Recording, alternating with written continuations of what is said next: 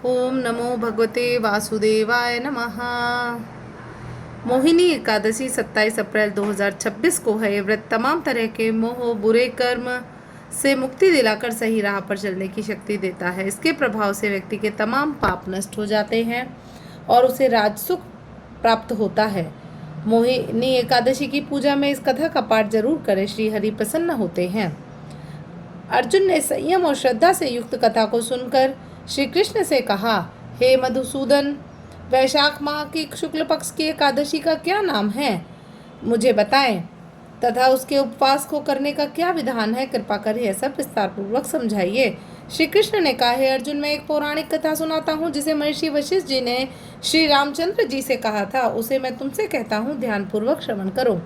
एक समय की बात है, श्री राम जी ने महर्षि वशिष्ठ से कहा, हे गुरुश्रेष्ठ, मैंने जनक नंदिनी सीता जी के वियोग में बहुत कष्ट भोगे हैं, अतः मेरे कष्टों का नाश किस प्रकार होगा। आप मुझे कोई ऐसा व्रत बताने की कृपा करें जिससे मेरे सभी पाप और कष्ट नष्ट हो जाए। महर्षि वशिष्ठ ने कहा, श्री राम, आपने बहुत उत्तम प्रश्न किया है। आपकी बुद्धि अत्यंत कुशाग्र और पवित्र है।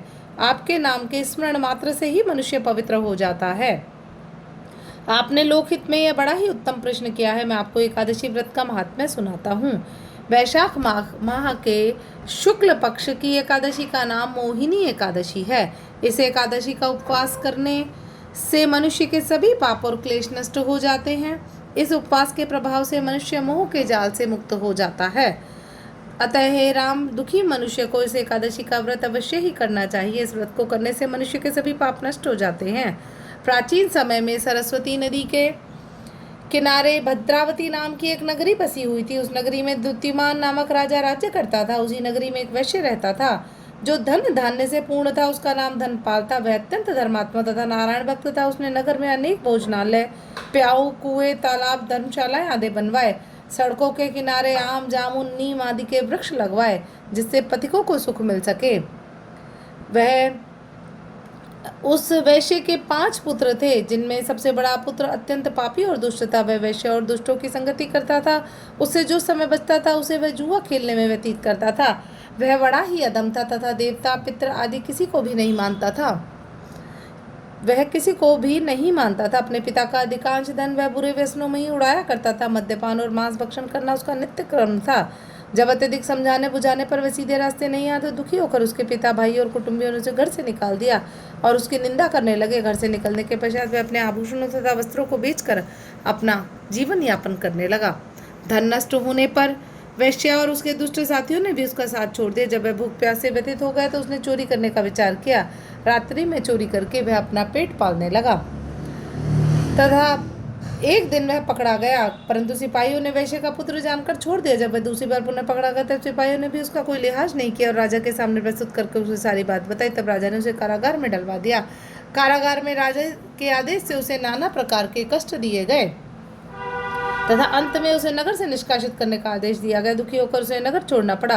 अतः वह वन में पशु पक्षियों को मारकर पेट भरने लगा। तदुपरांत बहेलिया बन गया और धनुष बाण से वन के निरीह जीवों को मारकर खाने और बेचने लगा। एक बार वह भूख और प्यास से व्याकुल होकर भोजन की खोज में निकला तो कौंडिन्य मुनि के आश्रम में जा पहुंचा। इन दिनों वैशाख का महीना था। कौंडिन्य मुनि गंगा स्नान करके आए थे। उनके भीगे वस्त्रों की छींटें मात्र से इस पापी पर पड़ गई, जिसके फलस्वरूप उसे कुछ सद्बुद्धि प्राप्त हुई। वह अधम ऋषि के समीप पहुंचकर हाथ जोड़कर कहने लगे, महात्मा, मैंने अपने जीवन में अनेक पाप किए हैं और आप कोई मुझे ऐसा उपाय बताइए जिससे कि मेरे ये पाप जो हैं वो नष्ट हो जाएं। ऋषि ने कहा, तू ध्यान देकर सुन। वैशाख माह के शुक्ल पक्ष की एकादशी का व्रत कर। इस एकादशी का नाम मोहिनी है और मोहिनी एकादशी का व्रत करने से तेरे सभी पाप नष्ट हो जाएंगे। ऋषि के वचनों को सुन वह बहुत प्रसन्न हुआ।